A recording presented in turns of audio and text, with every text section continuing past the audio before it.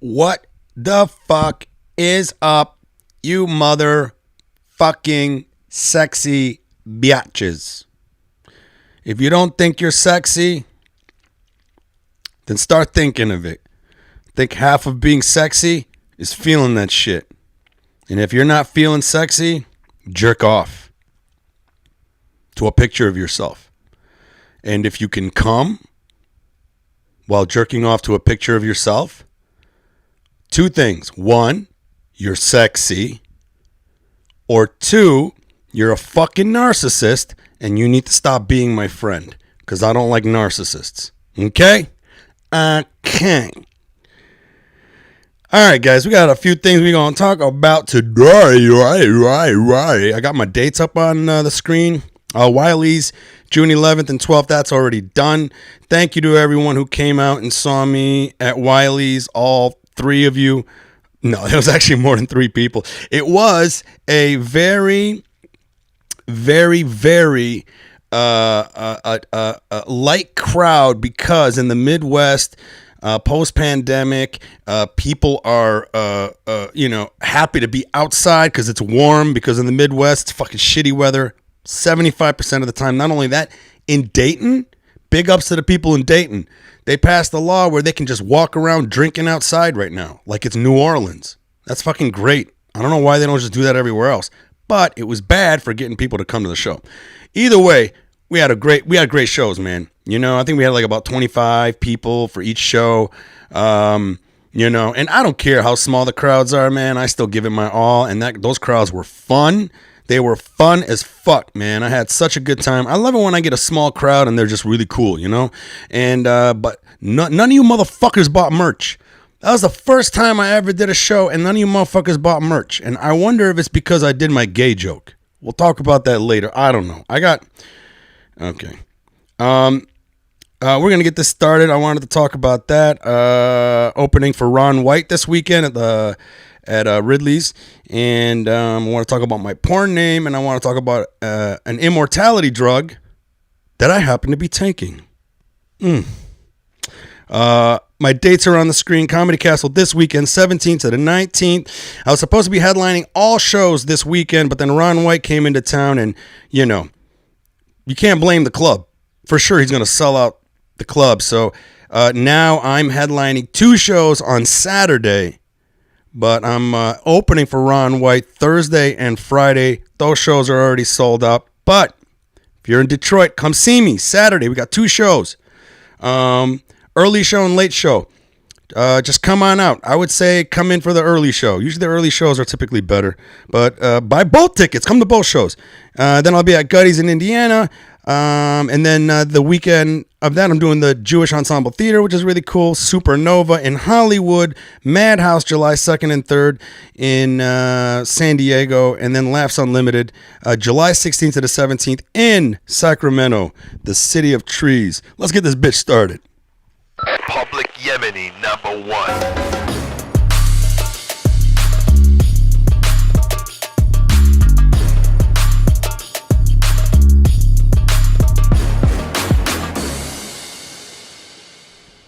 Did you jerk off to yourself yet?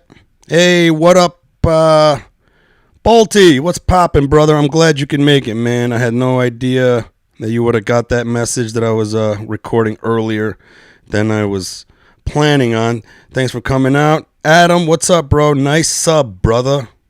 Nice sub, brother. Adam, what does that mean? Nice sub, brother. I feel too old to know what that means.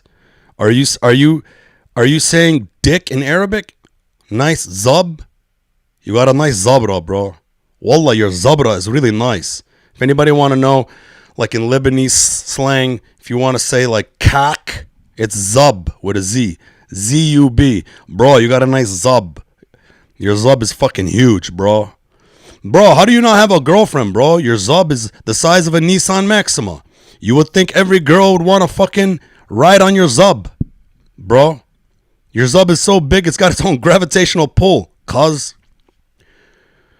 Oh, nice. You just happened to check. Well, great, dude. Sorry, man. I was meaning to send you a message, but then I forgot. Hercules, yeah, man. If you can, come see me soon. He says, hopefully, see you soon. Thanks for tuning in, motherfuckers. We're about to do this shit. So I am just got done with Wiley's, and nobody bought merch, and I'm under the impression. So I got this joke that I'm not going to talk about it here, okay? And it's a joke about, in the joke, I end up doing something very homosexual, okay? And it's just a joke, but I play it off like it's real. That's how the joke works. And I haven't done the joke in a while. I did it at Wiley's both nights, and nobody bought merch. And I'm like, is that what it is? Are they mad at me because they think that I'm gay? But I don't know, man. One thing that I do think is funny is I cannot do that joke in a black room. Man, black people are not, they're not there. To me, it's funny. Like, black people are like liberal, but then they're not about homosexuals, man. They ain't about it. You do a black room and just do one joke how you maybe might have sucked a dick, and that whole room turns on you, bro. They fucking turn on you. They ain't got no room for listening to gay jokes. That's why I kind of feel bad for like black gay men, you know? Like, it must be hard, you know, that you have to be in a community where you always constantly have to hide it. Like, I got a comedian friend of mine named Ron Bush, black, gay. You would never think he was gay. You would never think he's gay. This guy is so gangster in how he carries himself. His voice is so deep and, you know, raspy and shit. When I talk to him, man, he tells me he grew up in a neighborhood where he had to constantly hide that fucking shit, you know? And I think one of the funniest things that I've ever done to test if this works is, black people and Arabs are kind of the same way. Like, black men and Arab men are the same way in that we don't want anybody to know that we're like girly in any way. We gotta be so fucking macho, you know what I'm saying? What? I don't cry. I never cry, bro. I don't have tear ducts. That's the type of fucking macho mentality that a lot of like Arabs have and black people. And like, one thing that I do, and I just do this, it's like a fucking simple dad joke. It's such a dumb dad joke, but then it turned into a social experiment. And this is where I would like walk into a store or out of a store, either way, right? And typically, what do? You know, ladies first, right? If like there's a woman there, you hold the door open for her, let her through. So I kind of do that as a joke with guys, you know, like I'll like come into a door and let's say it's one of those like automatic opening doors, right? Or whatever. And if me and another guy is coming up on that door, I will let them through first. And then they will go. And then it's just as they cross the threshold of the door, I go, ladies first. Yeah, you know, like a real dumb fucking dad joke. I started doing it more and more, right? You know what I notice? I've had about 3 black dudes. As soon as I say ladies first, they stop. They won't go through the fucking threshold of the door. They literally stop. They're like, what? No, you go through.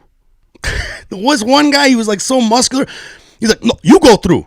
And I'm like, nah, bro, you go through. He's like, no, man, you said ladies first. I'm like, I was joking. He's like, I don't give a shit. You go through. He made me fucking go through. That motherfucker was going to kick my ass if I didn't go through that fucking door. So we had a fucking homosexual Mexican standoff, I guess you'd say, outside the door. And I told him, I was like, no, you go through the door, bro. He wouldn't go through the door. It was so fucking funny, man. This happened with 2 other black dudes. I don't know, man. To me, I just find it funny, man, how people want to have sex and how it makes other people feel, right? I don't know if you saw one of my earlier episodes. I think it was episode 2. I had Lulu Jovovich on.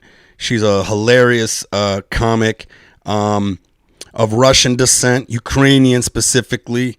And she is a freak. I mean, she talks about how she just loves to get dick down. Just like if you listen to it, she talks about how she loves when a guy comes in her. That's why she like stays on birth control. She even says that she likes afterwards to know that the cum is like still dripping out of her fucking pussy afterwards. Because she said in her fucking accent that almost sounds like a Russian spy, I don't know. I like that I know that I had sex today. I'm just happy I had sex today. So she's talking about all this raunchy shit, talking about how she's like really easy. It's easy for her to hook up with guys and then just tell them discard, get the fuck out of here. So she'll just ride the cock carousel, get nutted up, won't even try to take a turkey baster to get it out afterwards. No, she likes it to drip out her pussy every once in a while. And then I told her, my favorite thing is I like threesomes with two girls. And if you look at the podcast, she was like, ugh. She got like so disgusted. Like the disgust that was on her fucking face was like the disgust of someone who has only missionary sex. And then you tell them something that you do and they're just like appalled that you would do such a thing. But it was so funny to see her disgust. Mind you, she's giving me an ear beating about sperm in her pussy just sloshing around and how fun that is. What the fuck? I don't know, man. To me, it blows me the fuck away how people choose to have sex and who they choose to have sex with ends up becoming something that really appalls certain people. So here you got Lulu Jovovich just fucking says, hey, yo, I love getting dick up in me and having it shoot up in me and all that shit. And then I tell her, I'm like, yeah, you know, I like to have sex with a woman. And then sometimes I wouldn't mind having another woman. Oh, you fucking disgusting piece of shit. To me, I just find it funny. You know, you hear someone like that being so vocal about being very open about sex, and then out of nowhere, you tell them something that you want to do, which is not even gross. And she was just like, bah, bah. And that's what it is when it comes to like gay people and gay marriage and shit like that. I think it's extremely funny how, you know, if you do an all black room and you are a non-black person, you are not going to be accepted in that room if you do a joke that says that you are gay or might be gay, you know, because I'm not gay. And it comes across really funny because when I tell the joke, it's not what you expect. But then all of a sudden, I do it in a black room. And it's really funny because like doing a gay joke in a black room is much like doing a racist joke in a white room. It's very, very similar. You know, like in a white room, depending on where you go, like white liberal is mostly what it is. In white liberal rooms, if you do like a risky, racial, maybe misogynistic, whatever type of joke that you're trying to make that falls under these somewhat seemingly taboos when it comes to, you know, social aspects and racism and sex and gender, you will see white people in the room start looking around going, can we laugh at that? I don't think we can laugh at that. Right, guys? No, we can't laugh at that. Black rooms, gay joke. If you do a gay joke and you catch them off guard and then they think about for 30 minutes of your set, I'm like, this guy's not gay. Then he does a joke where it says, this guy's gay. Everyone in that room is literally looking around going, yo, I ain't going to laugh at that. I ain't laughing at that. You laughing at that? No, you ain't laughing at that. My gay cousin's here with me. He's not laughing with that because he doesn't want anybody in this room to know he's gay. So I don't know. I just found it really interesting that when I did that stupid dad joke, that people, 3 black dudes out of nowhere would just be like, you know what? Nah, dude, I ain't walking through that fucking door, motherfucker. I ain't no lady. I don't know. I just find that funny. Find that really, really, Really funny. We'll move on real quick. I'm gonna have to make this one short, guys, because I got a show that I'm doing for homeless vets today, which is really nice to be able to entertain some vets today. I'm going to a shelter to do that, and then right after that, I'm going to Mark Ridley's at 7:00 for their open mic show, and I'm going to be trying some new jokes. I actually got my book here because I kind of want to talk about some ideas. I'm going to run it through you guys if you guys are watching, see if this stuff is even funny, man. I don't know. What the fuck was I just talking about? Yeah, so I'll be doing that tonight, and then I'm going to be jumping on a bunch of other open mics tonight, trying to work on some new shit for this weekend. But yeah, this weekend, opening up for Ron White, man, it's going to be really fucking cool, you know? Because at first I was just going to be doing all those shows by myself, but then it just turns out that, you know, he's in town, and now he bumped me for 3 shows, and they added an extra show for him. So he's doing 2 shows tomorrow and Friday, and then I'll do 2 shows Saturday. But yeah, I'm really looking forward to it.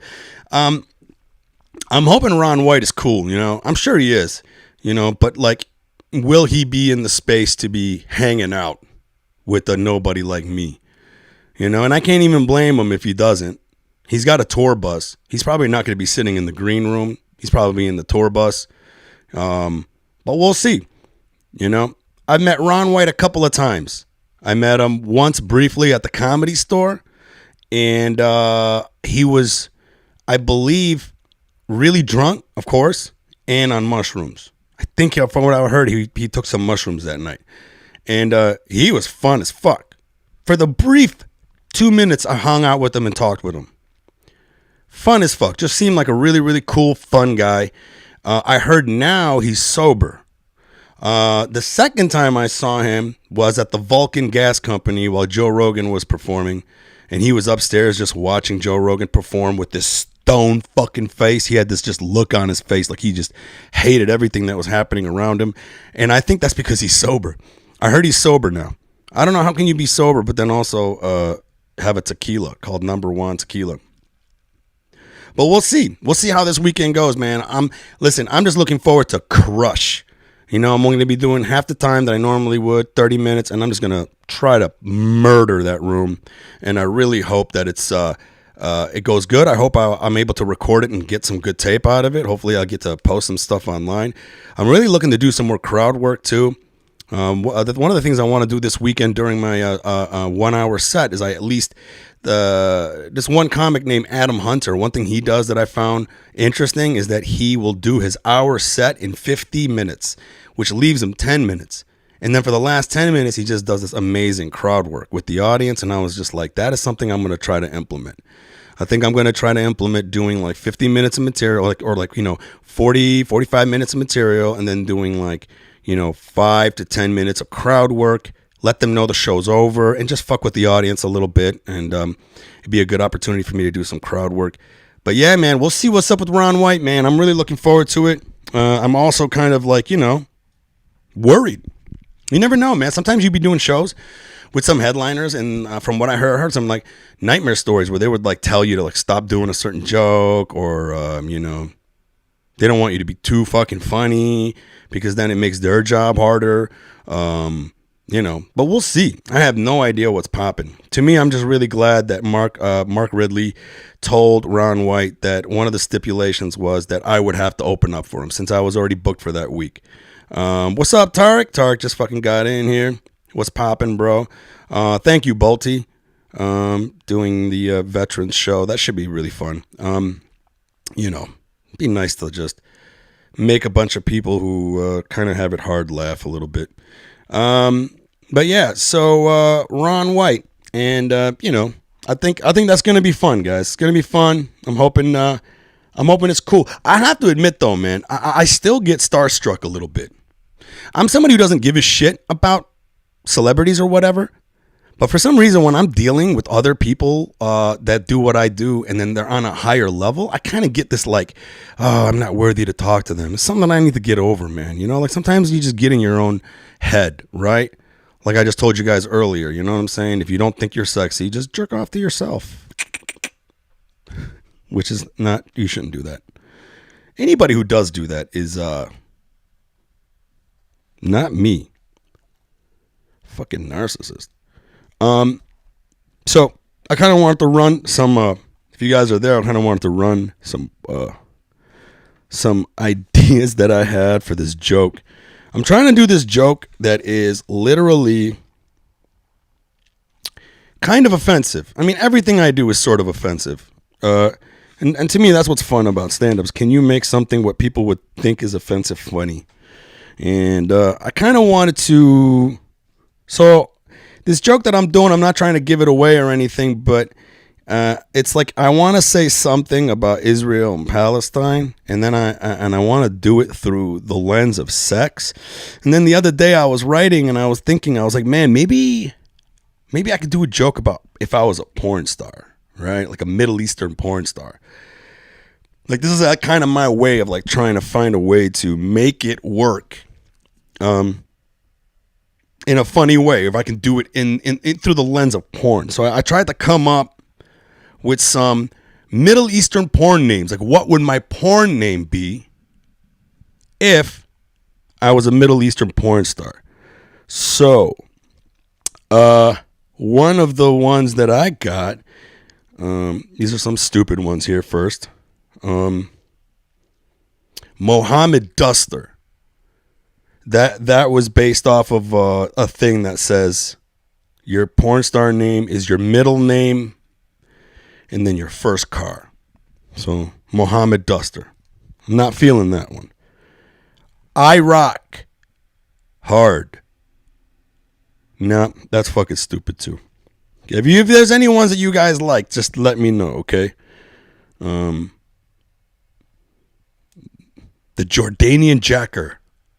Fucking stupid. I'm starting off with all the ones that are really fucking stupid first. You guys know the Arabic dish Baba Ganoush? I got Baba Seduce. I don't know. That kind of got a chuckle at the open mic last night. Baba Seduce. How about Ahmed Glasses Contact Lenses?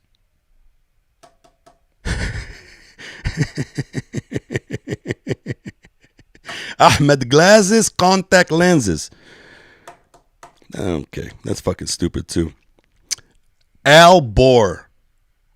You know, Al Gore, like Al Gore, Al Bore, bore.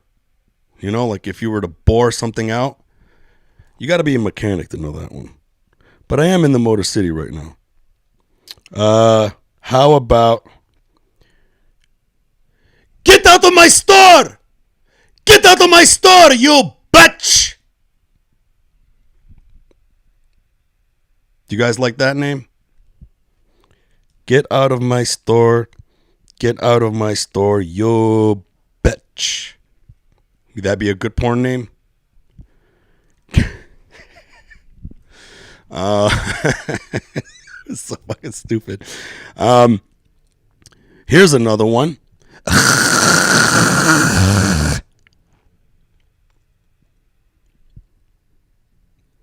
I fooled you. That's Israeli. That's not an Arabic porn name. That's if I was Israeli. Do I got another one here? Oh, I think this one's my favorite. I think this is the one. If I was going to be an Arab porn star. Al Jazeera. Al Jazeera. Jazeera. They call me Al Jazeera. Yeah, bro. Which one did you guys like? Probably none of them. I'm gonna run this at the open mic tonight. The joke itself is like I gotta loosen the crowd up with something fucking stupid before I go into this joke that could get me canceled, so that I can go out of the joke and make it fucking funny again. But we shall see, motherfuckers. I don't know. I've never actually Bolty. No, which one? Bolty's my old boy from the Marine Corps. He just said no. No what, bro? I don't like the latency on this thing. The latency is too... Hercules says, it gets worse every time. And say something. What? I get worse every time. And y'all motherfuckers need to know how to type, man. This is just a waste of my time. Tarek, not bad. Which one's not bad? Okay. Bolty said, Al Jazeera is better than the rest. I got to keep coming up with them. I'm going to have to all... Hercules said, all trash. You're a fucking piece of shit. I don't even know why you're fucking on here, bro. Get the fuck out of here. This white dog. What are you, a white dog? Is that your dog? Or is that what you wish you were? You wish you were a white racist dog? Nope. Man, I wish the latency of this thing was much faster. I have no idea what you motherfuckers are saying or what you're talking about. But Bolty, Al Jazeera, I think, might be the one that I'm going to have to try for now. I'm wondering if I actually go through the list of porn names in the joke. You know what I mean? I think it would be funny to see me do these dumbass... The Get Out My Store one is funny, man. But... I don't know. This is how jokes work. You know, you have to try to figure them out and see how they fucking work, bruh. But, yeah. I don't know. Yeah, so let me try to move on real quick. Because like I said, I can't be on here all day. I really want to. Hercules says, you want me to lie to you? Yeah, bro. The fuck? Lie to me, bro. You know what I'm saying? Lie to me like you lie to all the girls you date. When you meet them online and you tell them that you're fucking 5'8" and you show up and you're 5'5" with a footstool. Fuck out of here, bro. Okay. I'm taking an immortality drug, which is kind of an immortality drug. I'm a big proponent of health and fitness, and I love being on the cutting edge of like science and nutrition and listening to scientists on their podcast break down the different ways to extend your life, you know? And, you know, I don't know if you guys know this, but like a lot of rich people have been doing all kinds of things to extend their life, you know? Hormone replacement therapy, human growth hormone. One of the really weirdest things that they do is you can do this too, and I think it's really expensive, but you can get all of your blood pumped out of your body and replaced with the blood of teenagers. It's crazy. And apparently it makes you feel great. Apparently this transfusion of blood that you get into your system just like, you know, the people that said that they've done it said that they just felt like they're like a teenager again. I don't know how long that lasts if you have to keep doing that shit. I think the one incentive for me to actually do that is if they told me that I did that and that my dick would get hard every 5 minutes, then I would do it. Because everything revolves around my dick and sex.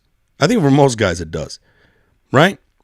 Like, I had this Indian doctor back in the day. He was freaking amazing. I was like really, really fat at the time. I wasn't taking care of myself. Every time you go to do my blood work, my cholesterol is always high. Always high. And every other doctor would tell me, hey, man, your cholesterol's high. And I'm like, whatever, dude. Fuck you. Then I had this one doctor, and I swear to God, he sat me down. And he was kind of a funny dude, you know. And he's like, oh, well, you know, your cholesterol is very, very high. And I was like, I know. It's always high, man. Almost anything I do, it's always going to be high. And he goes, well, you must get it under control. Because if you don't, it will compromise your boners. I lost 50 pounds after that. I fucking lost 50 pounds after that shit. He told me everything I needed to do, and I was like, yes, I will stop eating cereal that I put ice cream in every night before bed. It was one of my favorite things to do, man. I used to take Cinnamon Toast Crunch, put it in a big fucking salad bowl, you know, those big ass bulbous salad bowls, fill it up with homogenized vitamin D milk, you know, the one with all the fat in it. Then I'll take a scoop or two of fucking ice cream, throw it in there too. Bruh, I was fucking unhealthy. But that shit was great. It was one of my favorite things to do before going to bed. The motherfucker told me if I keep it up, my boners are gone. And that was it for me. That was when I was just like, okay, all right, man. I guess it's time for me to see my abs and shit. And then in the long run, man, I'm kind of glad I did it because I really started getting more into fitness again. And I started losing weight more and really taking care of myself. And, well, right now, there is this article here that I pulled up back from 2017. It says, forget the blood of teens. This pill promises to extend life for a nickel a pop. And it's called metformin, man. And I know I might have talked about this before, but this thing has been highly researched. It's been around for a really long time. It's an extremely safe pill to take. And this is the thing about like science and nutrition is like they find shit out like in the middle of like creating something else. Like Viagra was supposed to be like a heart medication. And then they put these molecules together and then boom, they realized, nope, this is good for boners. And this is what happened with metformin. Metformin was a drug that was created to help people with diabetes to keep their sugar low. And then after like so many freaking years like of this drug being out, I think the drug's been out maybe 2 decades or more.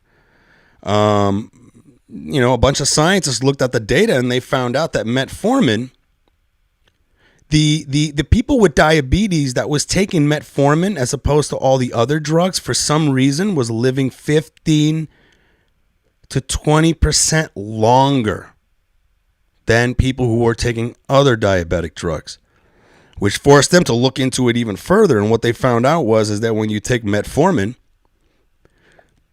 not only is it good at regulating your sugar, but it actually fortifies your mitochondria, which is the protective layer around every one of your cells. And not only is it a protective layer, it's also the sheath around every cell that allows it to take in the vitamins it needs and all the energy and to operate optimally, right? Because as you get older, your mitochondria kind of goes to shit. And not only that, if you eat like shit, it goes to shit. So if you're already someone who eats like shit, you might as well take metformin, you know, because it's been great. So they're finding out that this thing is allowing people to stay alive way fucking longer.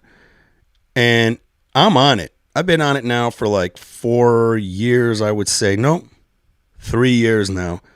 And bro, like one thing is good is that like I don't get fat easily. Back in the fucking day, man, before I was taking this, I'd still work out, I'd still diet, then I have one fucking pizza and boom, I got a fucking that's it. Like my pants don't fucking fit me. But I don't know, man. I think we're about to get to a point where we're all going to be immortal. We're going to get to a point where we're going to look at children as being disgusting, or we can't have any more children because it's just going to, you know, overpopulate the planet. Then we're for sure going to have to fly to another place.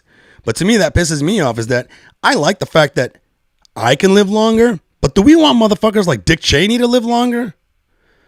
I mean, I don't know if you guys remember, Dick Cheney did not have a pulse for like 1 year while he was vice president. While he was vice president, this motherfucker has always had like heart troubles. And then they had some new type of technology where they rushed him to the hospital after one of his fucking heart problems that should have just killed him and take this fucking specter of the devil off this fucking planet and dispatch him to another fucking realm. But no. Instead, they put some type of new pacemaker in him that acted as his heart until they found him a replacement heart. but he was still walking around. And then the news would say, yeah, Vice President Cheney doesn't have a pulse. Well, I could have fucking told you that. I don't think any of these politicians have a fucking pulse, man. Fuck, here we go. I'm getting into politics again. But immortality, bitches. I don't know if you guys are into this shit, but I am. And to me, I'm all about trying to like stay as young as possible for as long as possible and try to like keep my energy up, man. I think that's everything. I don't know how many people I see in this world that are like just angry little fucking shits. And it's just like, bro, if you would just get up and do something with your body, I think you'd feel so much better. But not a lot of people are fucking doing that shit, you know? But immortality drugs are on the horizon, and I am happy. At the same time, I'm kind of fucking disappointed, you know? There's a lot of fucking shitty people on this planet that need to leave. They just need to fucking go, man. You know? Would you guys take an immortality drug if you could? You guys that are watching, answer in. I kind of want to know. Would you guys take an immortality drug? Would you live forever if you could? Or would you want this life to just end in 60 to 80 years? I mean, listen, I would want to be dead if I knew that the last 10 years or so of my life, I was going to be stuck in a wheelchair, shitting myself every fucking 5 seconds. I mean, that's degrading. But where technology's looking, man, if we take care of ourselves and shit, we just might live past the singularity, you know? How about Ray Kurzweil? Ray Kurzweil is this futurist who has been predicting the future of technology since like the 70s. He holds one of the most patents of any inventor, I believe, in this country. He's been inventing shit since he was a teenager. He became famous by creating a computer that could play a piano, I believe in the 50s, and he was on the Ed Sullivan Show. This guy here takes, I think, 80 some pills a day just to extend his life because he believes the singularity is on the horizon, meaning that technology is going to get to a point where it's going to level the playing field for everyone, where everyone's going to have food and shelter and all their basic needs met. And he believes when that happens, that's when we're going to be immortal. He believes it's going to happen not too far over the horizon. He believes it's going to happen in like maybe 20 years. I think this guy's like 70 right now. He's hoping that he can live to 100. So he's one of those guys that's on, he's for sure he's on metformin. If anything, he is metformin right now. He's probably taking so much of it. And I don't know. To me, it's like, it's really funny that here we got one of the guys who's been predicting technology on point since the 70s. In the late 70s, he predicted that a computer will be smart enough to beat a human chess champion by 1996. He was 1 year off. It happened in 1997. In the 70s, when he predicted this, a lot of people were laughing at him. They're like, you're an idiot. But he said he created a specific mathematical algorithm that predicts the trajectory of technology, and that's how he's able to predict what is on the horizon. And ever since that prediction came true and that chess champion lost to a computer, that's when everyone was taking this guy seriously.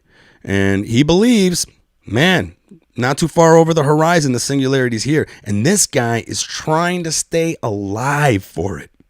He believes in his prediction so much that he's trying to take every vitamin and drug under the planet to keep himself alive long enough, not only to be immortal. Look how crazy is this. He has DNA from his father saved somewhere because his father died. And one of the real motivations of why he wants to live for the singularity is because he believes technology is going to get to a point where we're going to be able to resurrect people. What in the fuck, bro? This is like straight out of something out of a comic book. You know, there's a lot of scientists out there that are kind of like that. There's another scientist, I forgot his name. He was going to try to crack the code on time travel. And guess why he wants to travel through time? He wants to travel through time because he wants to go back in time to see his father again and warn his father so that his father doesn't end up getting killed.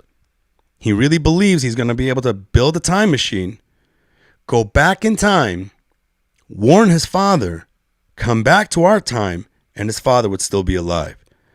And then the sad thing is the motherfucker, through his calculations, found out that he won't be able to go back in time. Because according to his calculations, you can only go as far back as the time machine was created.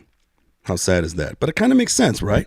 And so Balti says, I'm already on metformin and I don't want to live forever. Well,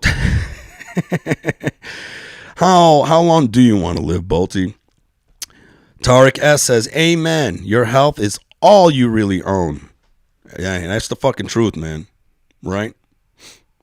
I remember like when I first started investing, one of the quotes from somebody who just said something amazing, said something to the effect of like, if you had to lose all your money or a portion of your health, which one would it be?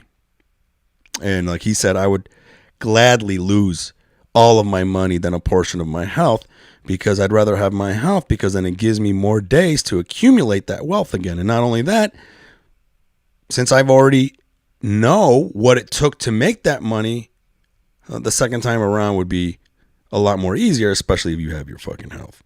Tariq says, immortality for the win. I will say this, though. Immortality, sure. But, you know, I think I'm going to probably want to check out at some point. Right? Because, like, look how weird people are right now. Like, right now, people...